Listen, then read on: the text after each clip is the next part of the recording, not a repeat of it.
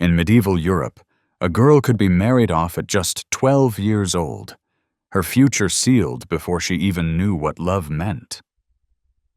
Today, we'll uncover why marriage in the Middle Ages was often a living nightmare, where weddings weren't about love, but survival, power, and politics. And when you hear how noble women were traded like livestock, you won't believe it. Imagine this. Your parents choose your spouse, the church controls your bedroom, and defiance could cost you your freedom, or even your life. Could you endure it? Drop your answer in the comments, because that's the impossible reality medieval families forced on their children.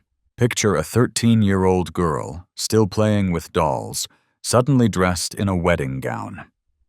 In the Middle Ages, this wasn't shocking. It was expected. For noble families, marrying daughters off at 12 or 14 secured alliances and guaranteed heirs. But behind the silk veils and festive feasts was a brutal truth. Childhood ended the moment vows were spoken. Early marriage meant early pregnancy, and with little understanding of medicine, the risks were staggering. Many young brides died in childbirth before reaching adulthood. Families saw it as duty. The girls experienced it as destiny. There was no escape, no choice, no chance to say, "Not yet." The cruel reality. These marriages weren't about affection. They were about control. A girl's body became the battlefield where family honor and inheritance were fought. Her childhood vanished in a single ceremony. Freedom ended at the altar. Now, imagine kings and lords using marriage as their most powerful weapon, without ever drawing a sword. For rulers, weddings weren't personal. They were political treaties. A daughter's hand in marriage could end wars, expand territories, or buy loyalty. Sons were married off to cement alliances that would outlast their lifetimes. To the medieval elite, a wedding wasn't just a celebration, it was a contract of power. Think of Eleanor of Aquitaine, whose marriages reshaped Europe's political map. Behind the church bells rang the sound of shifting borders and fragile peace. The personal cost was enormous. Two strangers, often barely adults, forced to live as husband and wife with no say in the matter. Love was optional. Obedience was not. And if the alliance soured, the couple paid the price in misery, while kingdoms reaped the reward. In medieval Europe, a kiss at the altar could redraw maps. Marriage was war by other means. Imagine needing a fortune just to get married. In medieval society, a dowry was often the deciding factor in whether a union could happen at all. For the bride's family, it meant paying out land, livestock, or gold as part of the deal. For the groom's side, a bride price could ruin or enrich the household overnight. This turned marriage into a financial gamble. Wealthy families could secure powerful matches, but poorer ones risked bankruptcy trying to marry off daughters. Many peasants gave up everything just to ensure their children weren't left unmarried and vulnerable. The cruel paradox: marriage was supposed to secure stability, yet it could just as easily drive families into ruin. For women, the dowry was both curse and lifeline. It was their ticket into a husband's home, but once handed over, they had little control left. We like to think of marriage as a choice. In the Middle Ages, that choice rarely belonged to the bride or groom. The church declared that consent was necessary, but in practice, parental pressure, political strategy, and sheer force made yes the only acceptable answer. Families arranged matches to preserve honor and wealth. A daughter who refused risked being disowned or sent to a convent. Sons could be forced into unions that served their father's ambitions, not their own desires. Even when couples consented privately, without witnesses, the church considered it binding, leading to endless disputes and scandals. Consent existed in theory, not reality.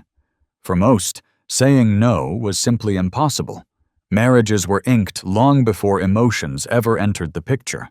For medieval women, the wedding day wasn't the greatest danger. The wedding night was. Early pregnancies combined with poor nutrition and lack of medical knowledge created lethal risks. Childbirth was one of the leading causes of death for women, with mortality rates so high that priests were often called to stand by during labor. The church celebrated large families as blessings, but every pregnancy was a gamble with a mother's life. Midwives used herbs, charms, and prayers, but infections and hemorrhages were beyond their control. For noble women, constant pregnancies were expected to secure heirs. For peasants, children were essential for labor.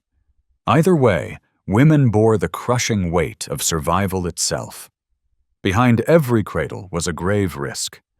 Generations were built on sacrifices few women survived without scars. Picture a bride standing at the altar. Her heart belongs to someone else. In medieval Europe, love was rarely part of the equation. Marriage was duty, obligation, and alliance. But in poetry and song, the idea of courtly love thrived. Secret romances between knights and noblewomen, celebrated in castles but condemned by the church. This clash created a double life. Officially, spouses were bound by duty. Privately, hearts chased passion where they could find it. Troubadours wrote verses of forbidden love, while arranged couples lived in cold silence. Some even risked everything for affairs that, if discovered, meant public shame, or worse. The contradiction was glaring. Marriage demanded obedience, while culture whispered of desire. Many lived torn between what they owed their families and what they owed themselves. Imagine falling in love only to be told your marriage is illegal because you're too closely related, even if the connection is 6 cousins apart. Medieval marriage law was a labyrinth. The church banned unions within 7 degrees of kinship, which practically made half of Europe off-limits. Couples often discovered after years together that their marriage was void in the eyes of the church. Annulments could be declared for reasons as strange as spiritual kinship, meaning your godparent's child was off-limits. Add to this local customs, like bans on marrying during Lent or Advent, and love became a legal minefield. The irony? These rules were flexible if you had wealth or power. Popes handed out exemptions to kingswives, while peasants faced ruin if caught in forbidden unions. Every marriage passed under the watchful eye of the church. From the 12th century onward, weddings were no longer private contracts, but holy sacraments. That meant your union wasn't just a family deal, it was a religious obligation bound by divine law. Priests dictated when you could marry, how you could marry, and whether your marriage was valid. Sex outside marriage was a sin. Sex inside marriage was strictly for procreation. Even in the bedroom, the church had rules. Positions, timing, and intent were moral battlegrounds. This gave clerics extraordinary power. By controlling marriage, they controlled inheritance, family alliances, and ultimately the social order. Couples might have whispered vows in private, but the church held the final word. In an age where marriage was about power, adultery was treated as treason. For women especially, the consequences could be brutal.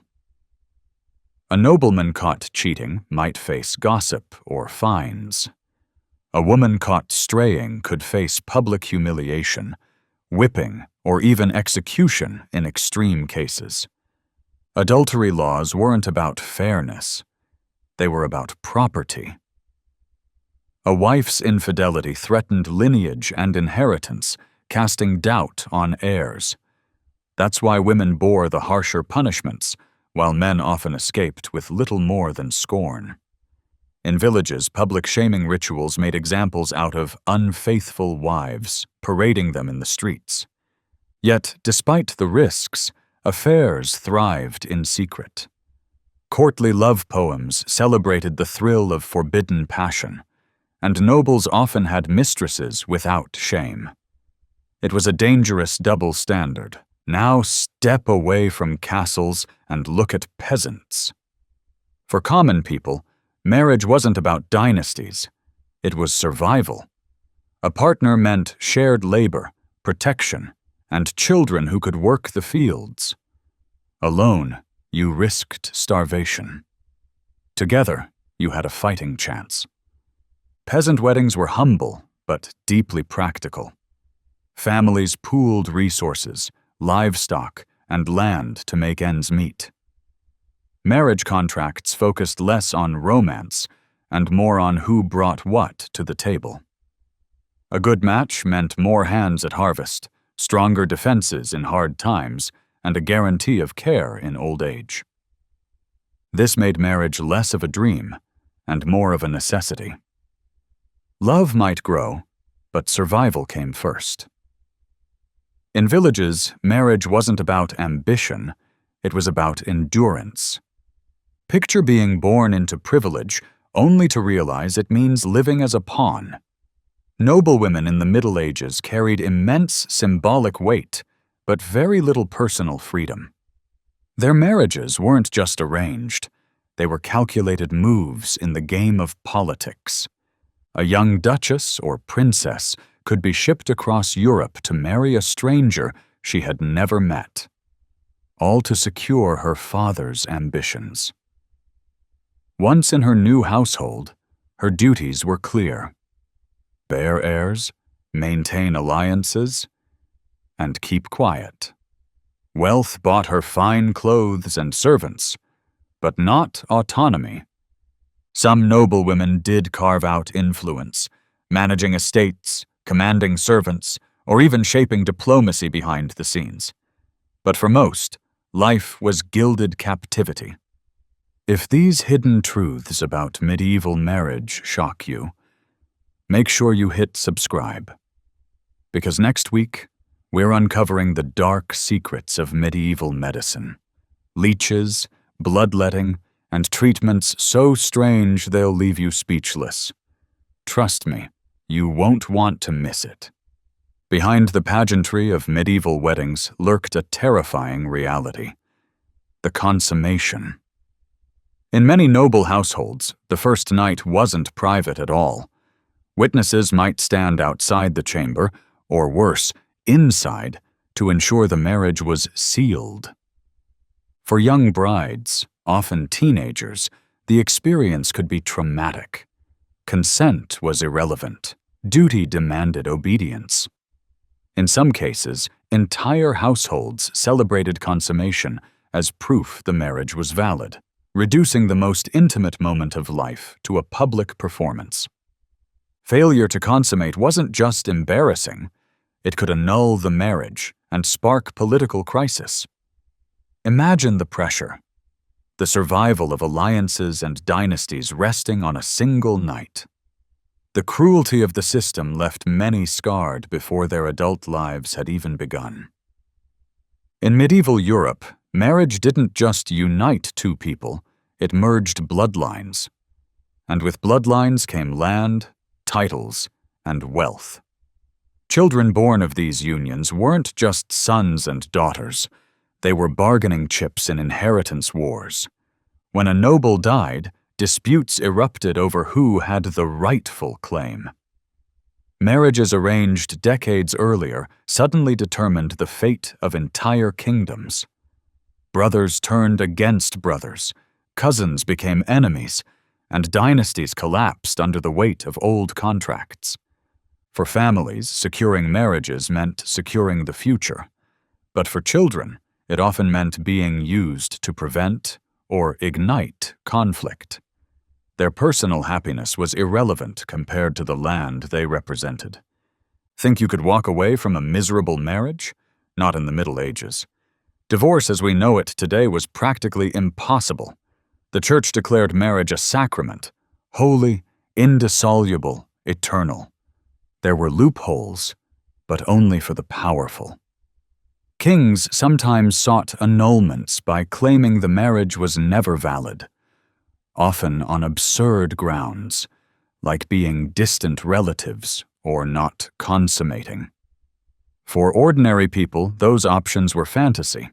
Once married, you were bound until death.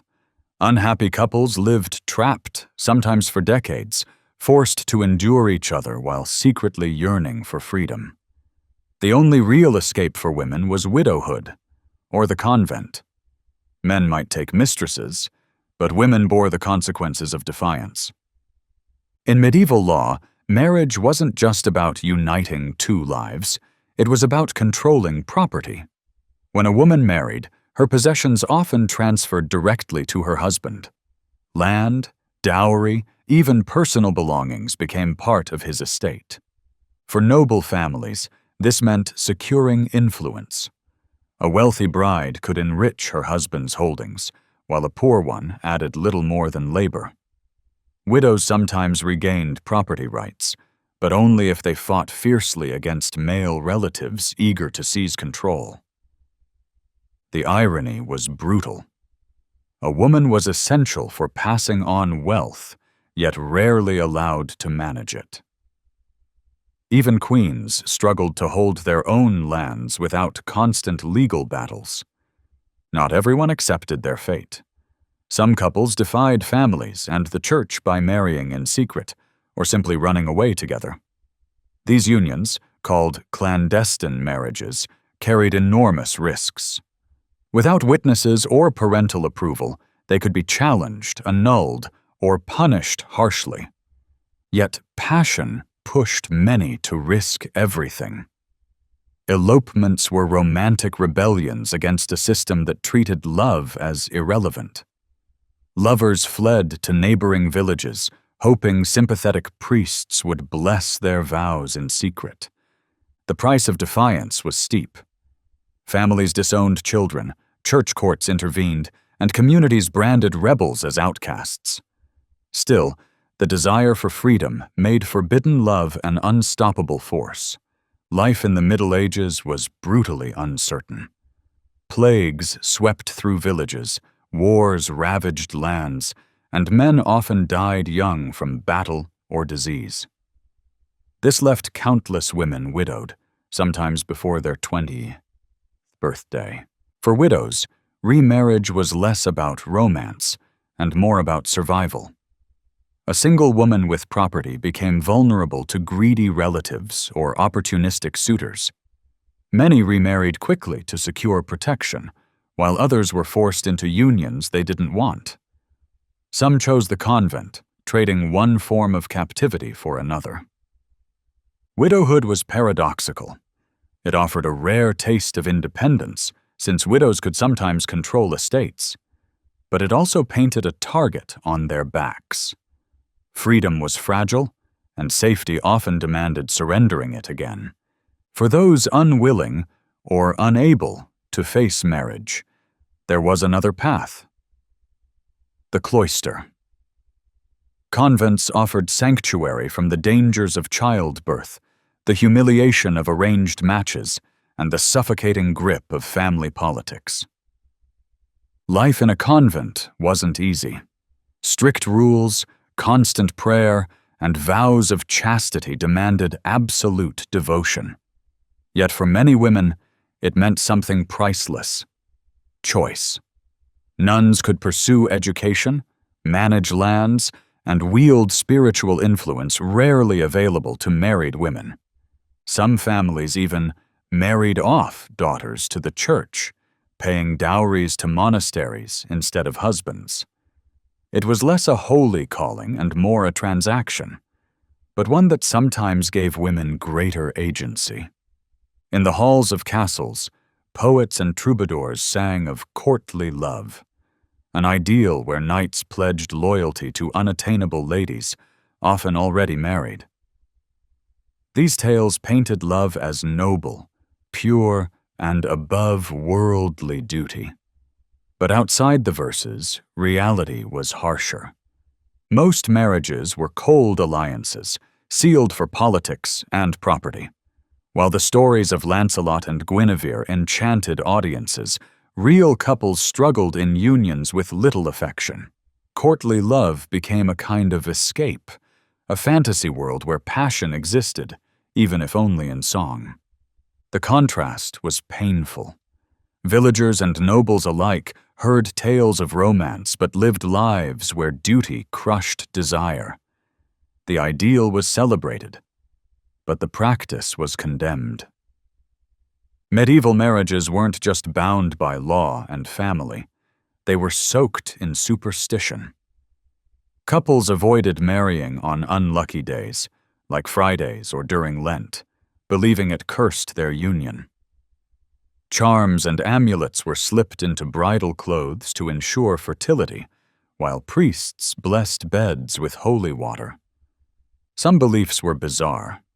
In parts of Europe, people thought eating certain herbs on the wedding night boosted fertility. Others believed specific saints could unlock a barren womb. The line between faith, magic, and desperation blurred. These rituals reflected deep anxieties. With so much riding on children and heirs, people grasped at any promise of luck or protection. Science was scarce, so superstition filled the void. Marriage looked very different depending on where you lived. In castles, weddings were political spectacles. Guests feasted, alliances were announced, and the bride's dowry might shift the balance of power in an entire kingdom. The stakes were high, and the scale was grand. In villages, weddings were practical, rooted in community survival. Ceremonies were simple, often held outside the church door with neighbors as witnesses. Dowries were measured in goats or tools, not gold. Afterward, families celebrated with music, ale, and dancing. Joyful, but modest. These two worlds shared one truth. Love was rarely the reason. Whether in a peasant hut or a royal court, marriage was a contract of necessity. The scale changed, but the lack of choice did not. Though centuries have passed, the shadow of medieval marriage still lingers. Modern laws about consent, inheritance, and even wedding rituals trace their roots back to medieval Europe. The Church's sacrament of marriage evolved into civil institutions we still recognize today. The echoes remain in language, too, phrases like tying the knot, or traditions like the bride's dowry in gifts and rings. But behind these customs lies a darker history of control, sacrifice, and survival. Remembering this past reminds us how far we've come, and how fragile progress can be. For medieval couples, love was rare, choice was limited, and freedom was nearly impossible. Their lives remind us that marriage has not always meant romance. Marriage in the Middle Ages wasn't the romantic fairy tale we often imagine. It was a system of duty, politics, and survival. For noble women, it was a golden cage. For peasants, it was the difference between hunger and survival. And for nearly everyone, it was less about choice and more about endurance. Yet within that grim reality, people still dreamed of love. They wrote songs, whispered vows, and risked everything for forbidden passion. Their struggles remind us that marriage has always been more than just ritual. It's been a mirror of society's values, fears, and hopes. If you thought this was revealing, Wait until you see our deep dive into the horrors of medieval medicine. Subscribe, and I'll see you there.